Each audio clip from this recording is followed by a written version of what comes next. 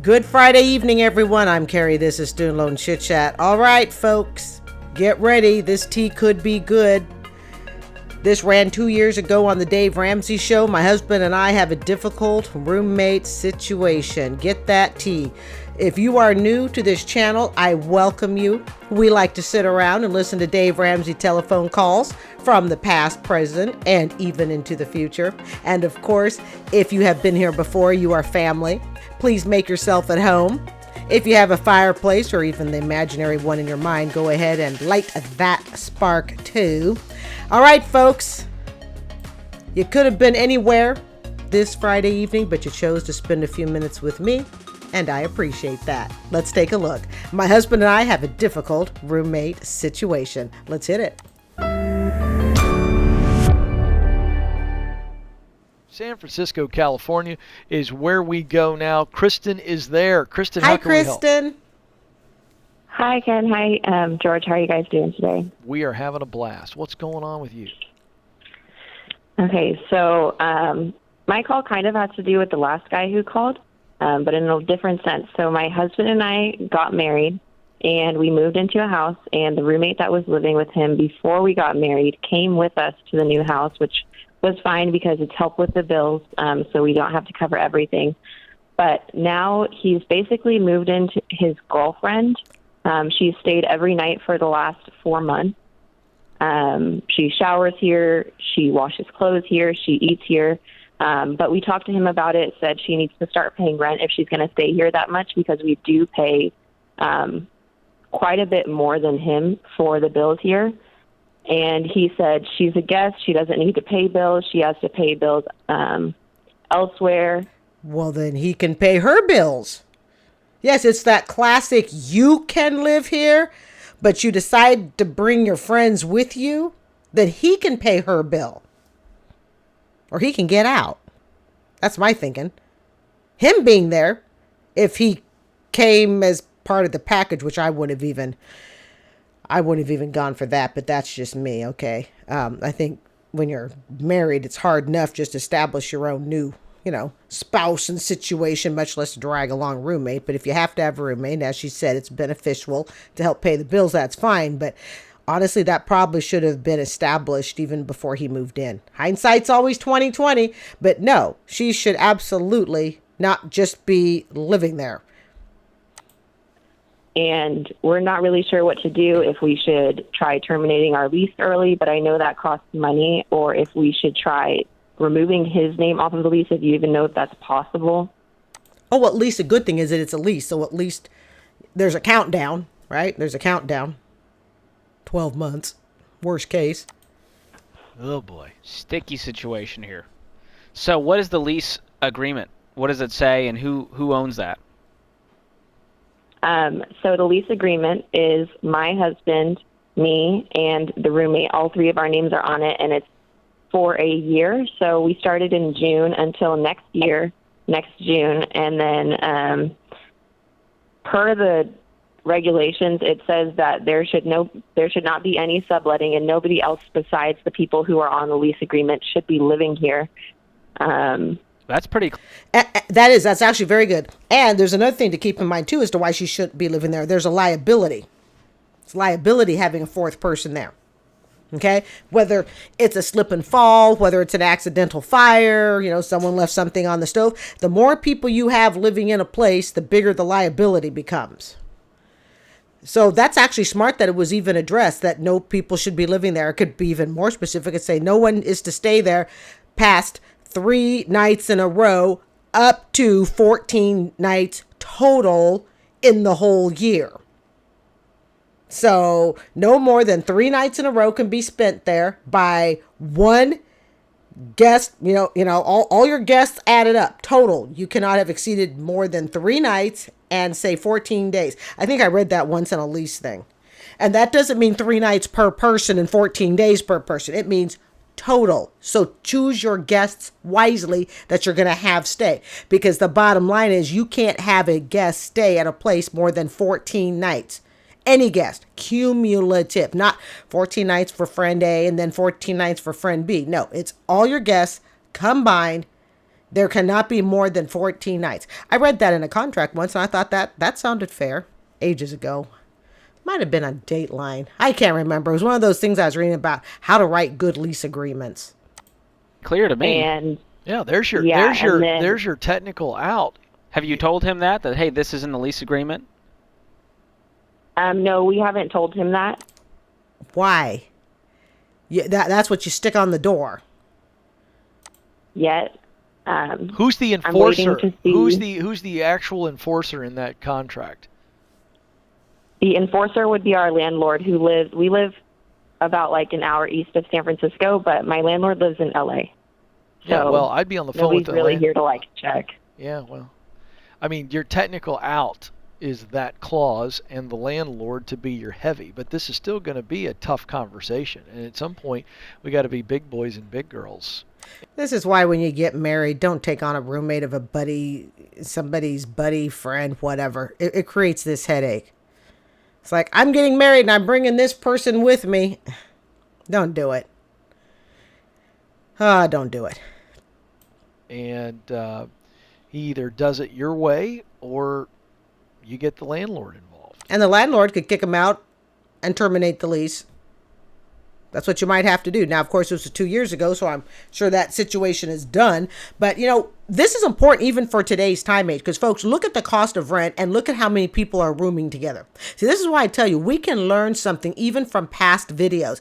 It applies to today's economy. It's not like, we listened to a call from a couple years ago or 10 years ago. Oh, no, that problem doesn't apply to us today. Oh, yes, it does. Look at all the people going into leasing situations. Look at all the people going into roommate situations, whether you're just a roommate, whether you're a married couple, engaged, whatever, you're taking on roommates, period. And I really, really believe that, as people are desperate to get their rent under control, and understandably so, you don't just want to jump into a living arrangement with somebody. And really, they're very lucky, because if this had not been on the lease, there might be no enforcement possible. There's nothing there that says how many friends you can have over, that's agreed upon, how many nights total. Nothing's written down. How you can enforce what isn't written down? It's like, oh, well, better luck next lease. So like I said, I can't remember where I saw it, heard it, read it, but I actually liked it. It was like 3 nights. Oh, I know where it was. I think it was a pal of mine who lives in an over 55 community. I'm thinking that's where it was, because I'm like, why would I even have reason to have a conversation like that? But it was like how many nights their HOA allowed people to have guests over. So it was like an over 55 community, and you couldn't just have someone basically come in and move into the community. There were very strict limits on how many nights they could spend. And we may sit there and we may say, geez, that's stupid that they dictate that to adults. But the bottom line is, the more people on a residence, the more damage to the residence, the more risk of loss to a residence. Okay. It needs to be spelled out, even in my HOA. Okay. Clearly, I can have somebody else here with me. It's a 2-bedroom, all right? And even if it were 1-bedroom, I could have someone with me. But there's still a limit as to which the HOA is not going to say, yeah, it's a 2-bedroom, have 10 people live with you. Okay? There are I've not looked this far into the rules because I don't have a reason to, but I can tell you that with most HOAs, there's a limit as to how many people can take occupancy in a unit, because there is a liability factor. So this is actually really good in today's day and age with all the roommate situations that are happening. Get this stuff spelled out, and don't say, well, it's my best friend and they would never do that. You know what? Desperate times call for desperate measures, okay? Don't ever assume that because it's your best friend, it's a relative. If it's not spelled out legally, you can't enforce it. Okay. Yeah. And I hope you've learned a lesson here. I hate to sound like Dad. Oh, yeah. But goodness gracious. My husband and I are both like, wow, we are never going to do this again. Yeah. So you guys are all renting as part of this lease. So it's not like you're not gaining anything financially other than you have a roommate to split with, correct? Yeah. So and that extra body, yeah, that matters. That's 4 people flushing toilets, 4 people taking showers, 4 people opening the fridge. Now we can say that that's petty. It's only petty until you're the one paying for it all. And then you start to go, oh my goodness, this really matters. Yeah, it sure does. Again, I'm not, don't get me wrong. I'm not going to be a petty about it if somebody, moves in with me. It's the love of my life. Yeah, shower away, The all total, we pay like $3,000 for bills for just to live in the house, and he pays about $900. How did you? So we feel like we're housing a child now. Well, part of me goes, it's not like you own the house. Is there another situation? Obviously, I want him out and to get a better roommate if he's not going to agree to these terms. I don't like the idea of the girlfriend moving into the situation either. Does that cramp the space a little bit to have 4 people in there? No, it's a big enough house for it, but we just feel like he is disrespecting the agreement that we agreed upon. It's the principle of it. Doesn't matter how big the space is. If that's the agreement, that's like in one of the bedtime chit-chat story times I discussed last week, audience, or should I say family. I talked about, you borrow money from someone, and just because that person has money that you borrowed from, they have money, all right, doesn't mean you shouldn't pay them back. It's the principle of it. It doesn't matter if they're living in a castle. If the castle rules are, it's you and then myself and my husband, and we're not to have other guests, and we're not supposed to, breach the lease agreement. That's what it is. How big the house is irrelevant. Now, if they want to adjust the lease and have her start paying, and they want to rewrite the rest of the terms of the lease. But people, like I said, as you go into these leasing agreements, and don't forget, we're still with the on-ramp on the student loan. So you still have tons of people out there that have not even started paying on their student loan yet.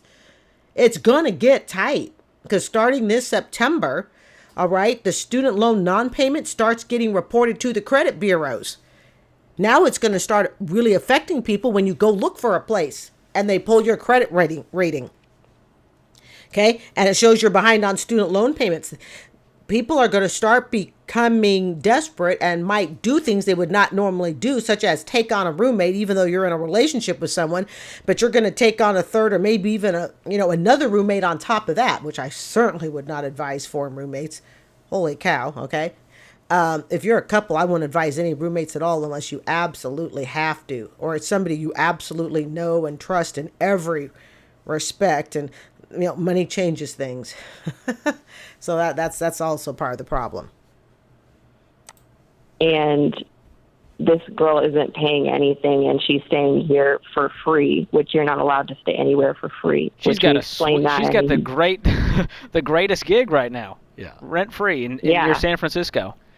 Yeah, were you guys good friends with this clown before this, or is this just a sheer roommate situation? My husband is. My husband is close friend, so that's where it gets sticky.